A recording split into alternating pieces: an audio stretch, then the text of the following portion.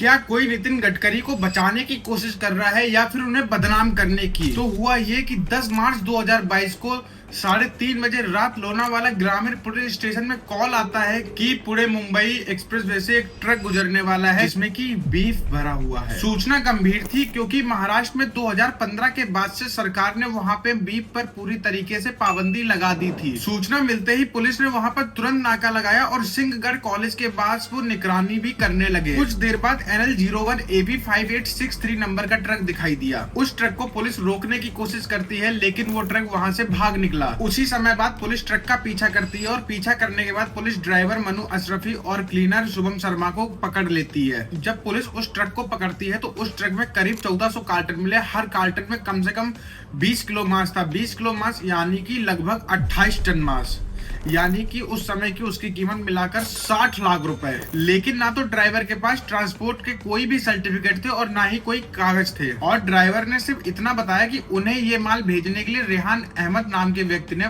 कहा था। और अगले ही दिन यानी कि 11 मार्च 2022 को रैम्बल एग्रो फूड नाम की कंपनी कोर्ट पहुंची और उन्होंने दावा किया कि ये मांस भैंस का था जो कि महाराष्ट्र में लीगल है। और कंपनी ने यह भी बताया कि यह माल उन्होंने अलीगढ़ से खरीदा है और अलीगढ़ से हैदराबाद से प्रोसेस होकर मुंबई आया है और यह माल मुंबई से वियतनाम एक्सपोर्ट होना था। लेकिन कोर्ट को इनके सर्टिफिकेट में गड़बड़ी दिखी और हैदराबाद से माल एक्सपोर्ट होने की कोई भी परमिशन नहीं थी। हेल्थ सर्टिफिकेट तो अलीगढ़ का था और ईवे बिल जो था वो ईवे बिल नागपुर का था और माल जा रहा था मुंबई, यानी कि पूरा नेटवर्क 4 अलग अलग शहरों से जुड़ा हुआ था। और इसी बीच पता चलता है कि नितिन गडकरी के बेटे निखिल गडकरी की कंपनी सियान एग्रो का इस कंपनी से बिजनेस रिलेशन है और जिस बैंक से इस कंपनी को फाइनेंशियल हेल्प की उसकी चेयरपर्सन कंचन गडकरी है। तो फिर सच में क्या गडकरी परिवार बीफ एक्सपोर्ट करता है या फिर कोई साजिश है? क्योंकि आखिर 4 साल बाद अचानक क्यों पब्लिश किया गया और क्यों आखिरकार इसमें अभी तक कोई प्रूफ नहीं मिला? और आपका क्या विचार है इस मुद्दे पे मुझे कमेंट बॉक्स में जरूर बताएं।